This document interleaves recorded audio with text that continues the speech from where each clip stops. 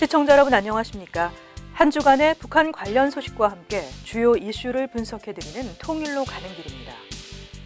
지난주에 미국과 중국 양국 정부가 북한의 핵 프로그램 개발 관련 물자를 제공한 의혹을 받고 있는 중국 기업 랴오닝 홍샹 그룹에 대한 제재 조치에 착수했다는 소식을 전해드렸습니다.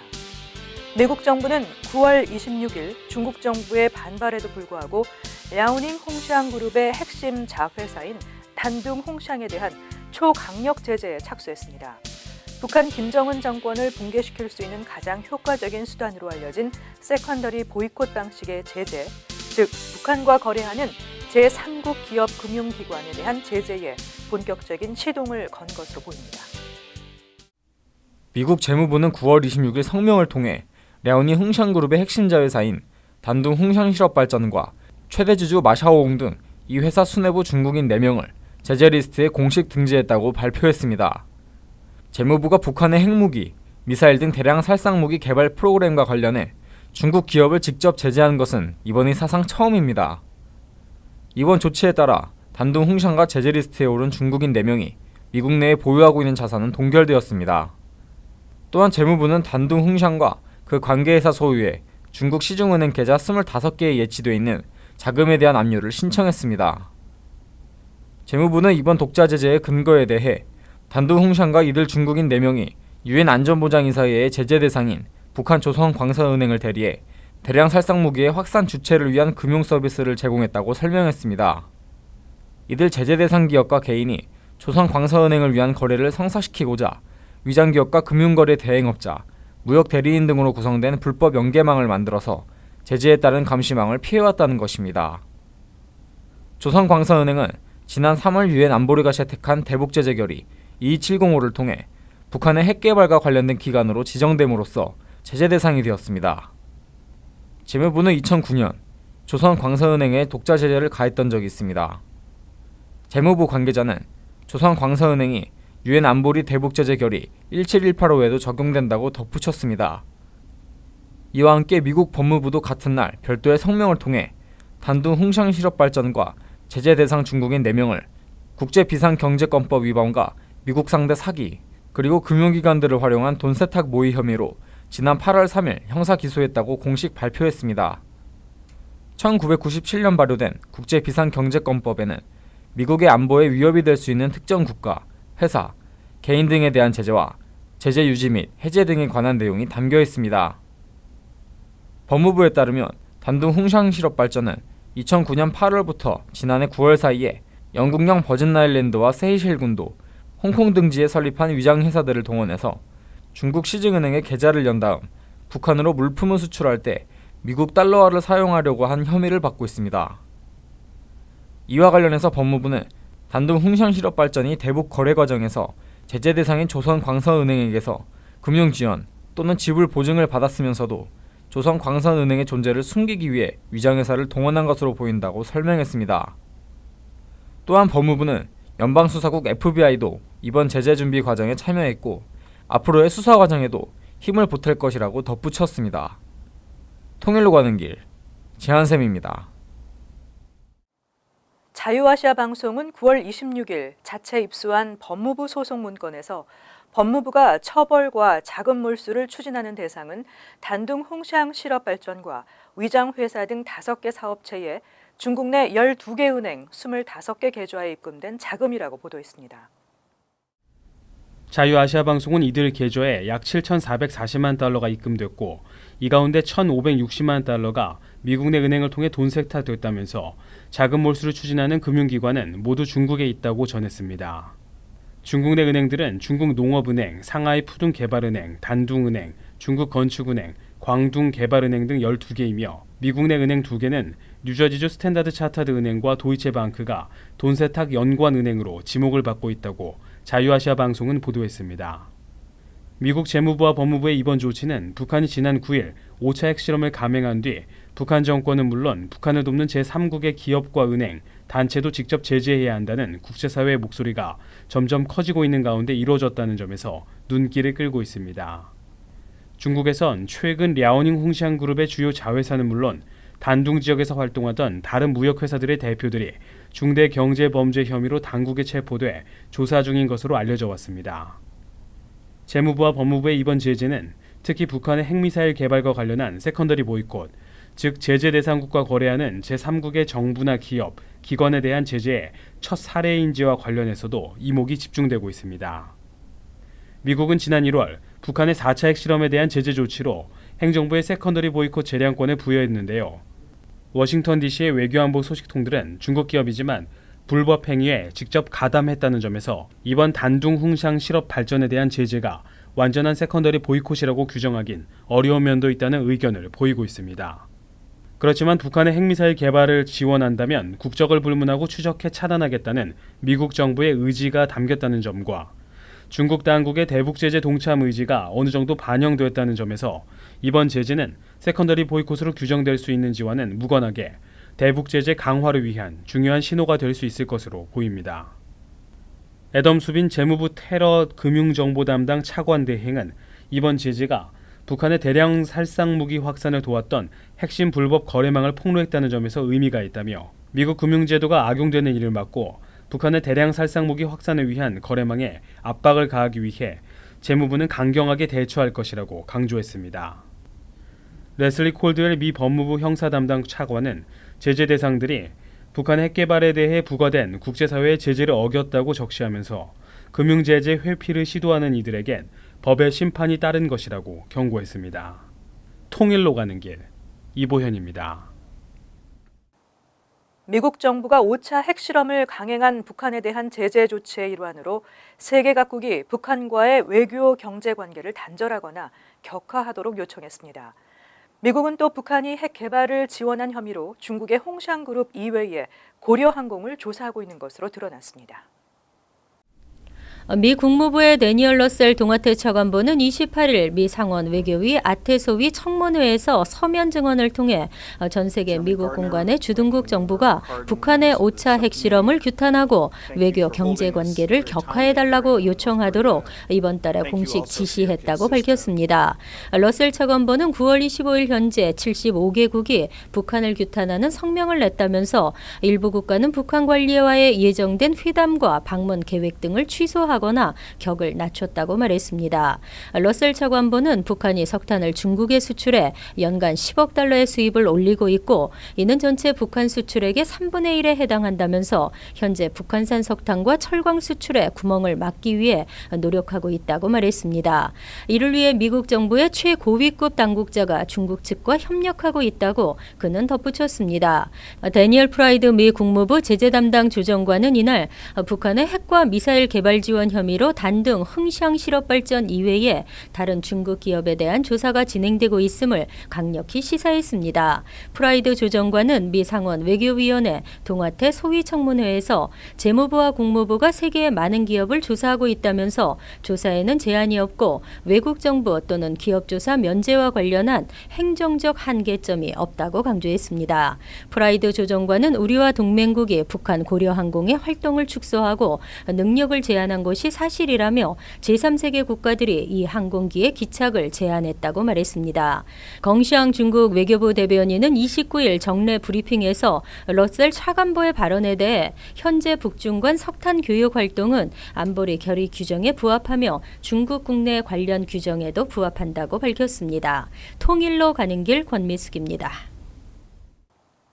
북한의 연이은 막가파 도발로 가장 난감한 처지에 놓이게 된 것은 당연히 중국인데요. 중국 매체들이 이례적으로 북한 김정은을 강하게 비난하면서 현재와 같은 무모한 책동을 계속하면 중국의 대북 제재로 자멸하게 될 것이라고 경고하고 나섰습니다. 특히 이런 기사가 중국 최대 포털 사이트인 바이두의 주요 기사로 올라와 중국 정부가 유엔 안보리의 추가 대북 제재를 앞두고 북한에 강력한 경고 메시지를 보낸 것이라는 분석이 나오고 있습니다. 지난 9월 25일 중국 최대 포털 사이트인 바이두의 뉴스 섹션에서는 북화군사 등 군사 전문 온라인 매체들에 게재되었던 북한 김정은 노동당 위원장을 원색적으로 비난하는 글들이 주요 뉴스로 한동안 떠있다가 사라졌습니다.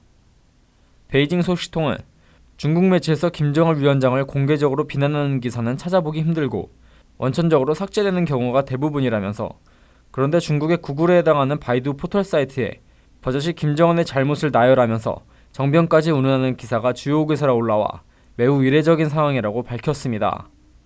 그는 바이두에 게재되는 주요 기사의 경우 중국 정부가 기본적으로 검열을 실시한다는 점을 고려하면 이는 사실상 중국이 대북 제재를 앞두고 북한에 강력한 경고 메시지를 보내는 것이 아니냐는 해석이 가능하다고 말했습니다. 푸카군사는 김정은은 왜 중국의 대북 제재 진상을 두려워하지 않는가? 라는 제목의 장문 기사에서 북한은 사면초가 상태며 김정은 위원장은 고집불통해 영공주의만 넘치고 있다고 비난했습니다. 이 매체는 어떤 사람은 김정은 위원장의 이런 행위를 찬성하지만 일국의 지도자로서 국민의 생존 문제를 돌보지 않아 반드시 민중의 버림을 받을 수밖에 없다며 독재국가의 지도자가 민중에게는 힘든 생활을 요구하면서 정작 자기는 사치스러운 생활을 즐기고 있는데 이는 말과 행동이 같지 않는 것으로 김정은이 잘못을 저지르고 있다고 지적했습니다. 또한 김정은의 이같이 주제를 모르는 행동은 스스로 멸망을 앞당기는 것이라면서 현재 북한의 민중이 서서히 깨어나고 있으며 최근에는 김일성 동상 아래 김정은 후레자식이라는 저주의 글까지 발견되기도 했으며 북한에서 김정은 신화가 점점 깨지고 있고 이는 김정은 정권이 이미 흔들리기 시작했다는 의미로 북한 민중은 김정은의 진면목을 알게 될수록 김시향조를 벌릴 것이라고 강도 높게 비난하기도 했습니다. 특히 중국 정부의 추가 대북 제재는 김정은 정권을 뒤흔들 수 있다는 점도 강력히 암시했습니다. 이 매체는 현재 북한의 식량과 물품은 대부분 중국에 의존하는데 만약 중국 정부가 이를 중단하면 북한은 설상가상의 상황에 직면해 북한 민중의 창끝이 김정은을 향하게 될 것이라면서 왜냐하면 이런 상황을 만든 게 김정은이기 때문이라고 지적했습니다. 이어 언젠가 중국이 북한을 제재하면 북한 민중이 정변을 일으켜 북한의 식량 부족 사태를 김정은이 초래한 것이라고 지적될 때 누가 백두혈통 운운하면서 비호하겠느냐면서 김정은은 그때가 되었어야 두려움을 느끼게 될 것이라고 덧붙이기도 했습니다. 통일로 가는 길, 지한샘입니다. 5차 핵실험까지 감행한 북한 정권의 안보 위협에 대해 미국 국방장관이 직접 나서서 동북아시아 지역 동맹국인 한국과 일본에 핵 억지력을 제공함으로써 강력히 대응하겠다는 의지를 다시 확인했습니다. 9월 27일 미국 국방부에 따르면 애슈턴 카터 국방장관은 9월 26일 노스다코다주의 한 핵미사일 기지를 방문해 장병들에게 연설하며 북한에 있던 핵미사일 도발을 다양하고 역동적인 핵 위협이 여전히 존재함을 보여준다며 따라서 우리는 신뢰할 수 있는 억지력을 구축하고 이를 동북아 지역 동맹국들로 확장돼야 한다고 역설했습니다. 카터 장관은 북한의 위협을 겨냥해 더욱 튼튼한 탄도미사일 방어 시스템을 구축하고 알래스카와 캘리포니아에 지상 요격 무기를 배치할 뿐만 아니라 사드를 한국에 배치하기로 한국과 합의한 것도 그런 까닭에서였다고 설명했습니다. 이어 그는 우리는 미국이나 동맹국에 대한 어떠한 공격도 격퇴할 것이고 어떤 식으로든 핵무기를 사용하면 압도적이고 효과적으로 반격하겠다는 공약을 통해 동맹국들에 대한 미국의 핵 억지력 제공 정책을 뒷받침하고 있다고 강조했습니다. 카터 장관은 러시아와 북한을 핵도발 가능성이 있는 두 나라로 지목한 다음 오늘날 분명한 사실은 핵무기를 사용할 경우 과거 냉전형의 핵무기 대량 교환이 아니라 예를 들어 러시아나 북한이 재래식 전력에서 우위에 있는 미국을 압박함으로써 위기 상황에서 물러서거나 동맹국을 포기토록 하려는 작지만 여전히 전례 없이 끔찍한 공격이 될 가능성이 가장 크다는 점이라고 덧붙였는데요. 카터 장관은 우리는 그런 일이 일어나도록 용인할 수 없다. 우리는 아시아 지역에서 나오는 핵 억지력에 대한 도전들에 맞서고자 우리의 동맹인 일본과 한국과 공식적으로 억지력 강화를 위한 협의를 하고 있다고 소개했습니다. 카터 장관의 이 같은 발언은 북한의 5차 핵실험을 계기로 한국 일각에서 미군의 전술 핵무기를 다시 들여오자고 주장하는 것은 물론 나아가 자체 핵무장이 필요하다고 주장하는 가운데 나온 것이어서 주목되고 있습니다. 미국은 북한의 5차 핵실험에 대응해 전략폭격기 B-1B를 휴전선에 근접해 비행하거나 한국 내 비행장에 착륙시키는 등을 통해 미국이 가진 핵 억지력을 동맹국인 한국에 계속 제공하겠다는 의지를 보여왔습니다. 통일로 가는 길, 이보현입니다. 과거 방송을 통해 수차례 소개해드렸던 우먼 크로스 DMZ라는 단체를 기억하고 계실 텐데요. 지난해 5월 DMZ 걷기 행사 이후 미국과 북한 간 평화협정 체결을 촉구하고 국제사회의 북한 인권 문제 이슈와 대북 제재 강화에 반대하는 로비 활동을 전개하는 등 놀라울 정도로 북한 정권의 대변자 역할을 자처해왔던 이 단체가 이번에는 반기문 유엔 사무총장에게 미북 평화협정 체결을 위해 노력해달라는 공개 서한을 발표했습니다. 북한의 핵실험 등 연이은 도발에 대해서는 조금도 비난하지 않으면서 말입니다. 지난해 5월 한반도 DMZ 걷기 행사를 진행했던 위민크로스 DMZ가 이번엔 반기문 유엔 사무총장에게 한반도 평화체제 정착을 호소하고 나섰습니다. 이 단체는 9월 26일 보도자료를 통해 임기가 얼마 남지 않은 반 사무총장이 63년 전 6.25 전쟁을 중단시킨 한반도 정전협정을 법적 구속력이 있는 평화협정으로 대체하는 데 힘을 발휘함으로써 한반도 평화라는 유산을 남길 것을 촉구한다고 밝혔습니다. 또한 9월 27일 오전에는 뉴욕 유엔 본부 앞 유엔 플라자 철칠 센터에서 기자회견을 열고 이러한 내용이 담긴 공개 서한을 발표하기도 했습니다. 이 단체에 소속된 코라위스 헤이거 평화회의 대표는 기자회견에서 반기문 총장은 북한의 핵포기를 조건으로 외교적 관여 정책과 제재 해제, 무역과 대북 지원 약속으로 대응할 수 있다는 걸 증명할 수 있다고 주장했습니다. 그러나 미국의 한반도 전문가들은 이 같은 논리를 북한의 현실을 제대로 보지 못한 단편적 시각으로 일축했습니다. 랄프 코사 미 전략국제문제연구소 태평양 포럼 소장은 BOA와의 전화통화에서 이 단체는 북한 정권의 의도를 제대로 이해하지 못하고 있다고 지적했는데요. 북한이 주장하는 평화협정 체결은 한국을 배제한 채 미국만을 상대로 하고 있으며 군축 협상을 통해 핵 보유국으로 인정받겠다는 일종의 게임 전략일 뿐이라는 설명입니다.